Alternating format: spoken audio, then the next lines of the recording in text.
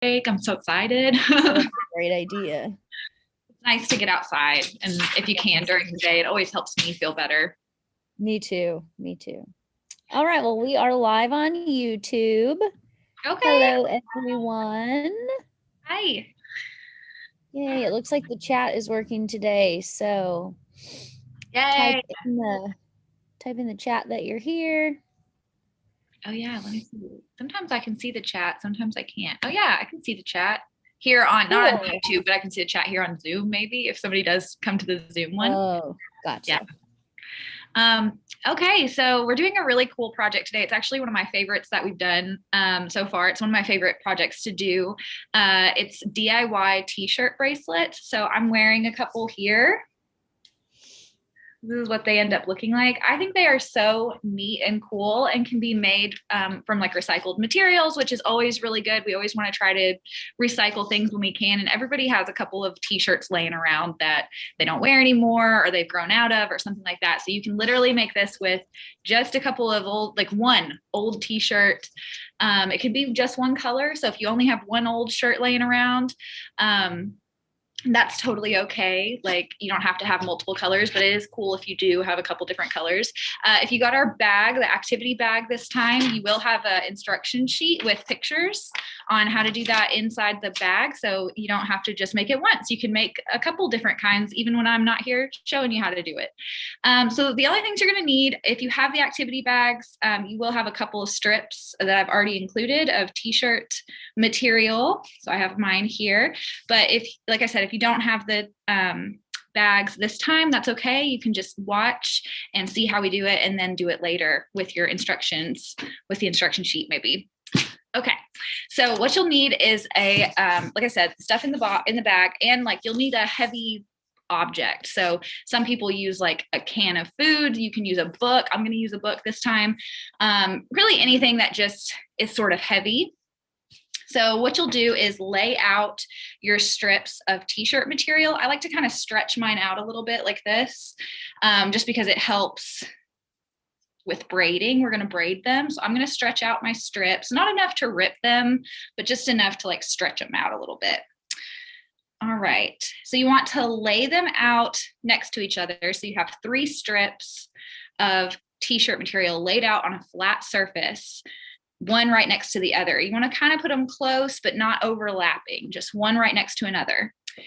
And then you're going to take your heavy object. I'm going to take my book and just place it right on top of the ends of the t-shirt strips so that you have your strips. I'm going to angle my camera down a little bit so that you have your strips laid out like this so that you can start working with them. So now what we're going to do is we're going to start braiding. So if you're not familiar with braiding, if you've never braided before, the way that you braid is you just put the 2 strips on the outside. So you have your middle strip and you have your 2 strips on the outside, and you're going to just take turns going over the middle strip. So the one in my left hand, I'm going to cross over the middle strip and then cross over that one and just taking turns. So this one over that, then this one over that one, and this one over that one. And you're just going to do that all the way down until you have a good amount of your strips braided. Whoopsies. And if they kind of come out from underneath your heavy object, that's okay. You can just stick it right back under there. I remember that I learned how to braid when I was, gosh, I don't know, probably in elementary school. When did you learn how to braid, Deidre? Wow. I remember not being very good at it early on, so I kind of stopped. Yeah. But it was probably like middle school at camp or something where I like finally got the hang of it. I distinctly remember where I finally like got it in my muscle memory. Yeah. Okay, I'm going to angle my camera down again because I think watching someone do this can be very helpful. So you guys can see I've kind of got a little bit of my braid going here, so you can watch how I'm doing this. See, my pink is in the middle, crossing my purple over the pink one, over my middle one, and crossing over the middle one again. And you just take turns left to right. It's this one's turn, now it's this one's turn. I hope this is like easy to follow. I've never taught anyone how to braid before. So I'm not sure how good I am at it, but yeah, you guys can kind of watch how I'm doing that. So you don't have, you I don't just want to say hi to Regina. Regina's here with us. Hey, Regina. hi, Regina. You don't have to do them super tight, your braids, if you don't want to, but you can. It doesn't matter. Just like I always say every single time, I swear it's going to be my motto. There's no way, you can't do a craft wrong. It just makes it into a new craft. There's no wrong way. That's the greatest thing about art and crafts, in my opinion. We have Crafty Wednesdays, and that's the best part, is that you can't really do a craft wrong. You can just create a new craft. All right, I want to make sure I give everybody enough time to kind of braid theirs, but I think I've got a good amount here with mine.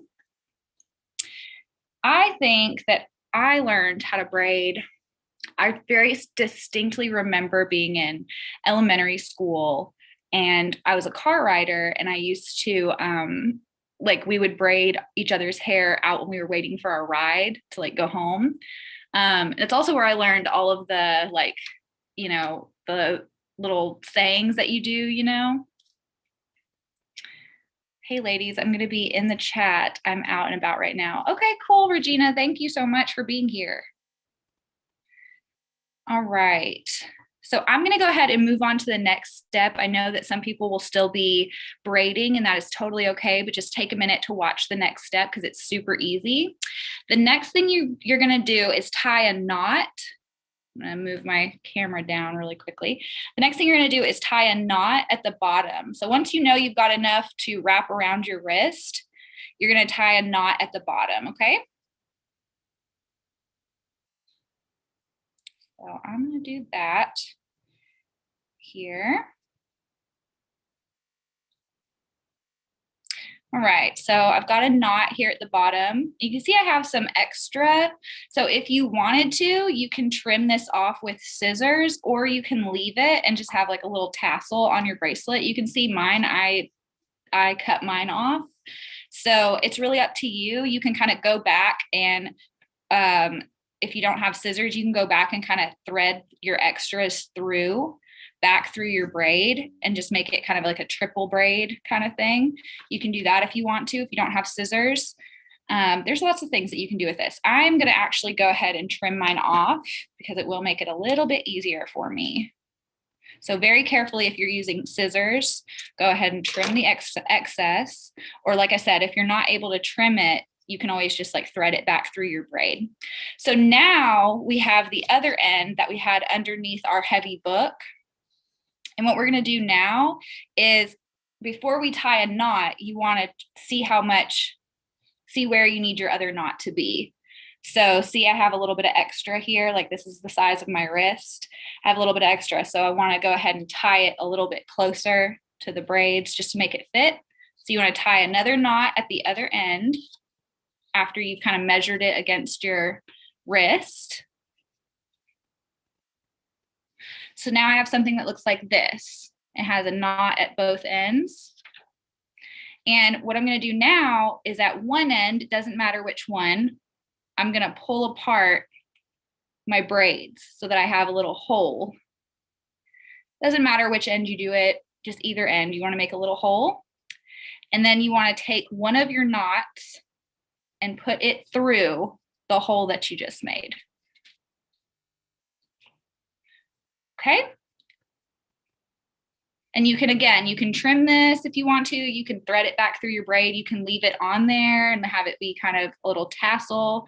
But that is your little bracelet. Hang on, my son is coming right in my window on my face.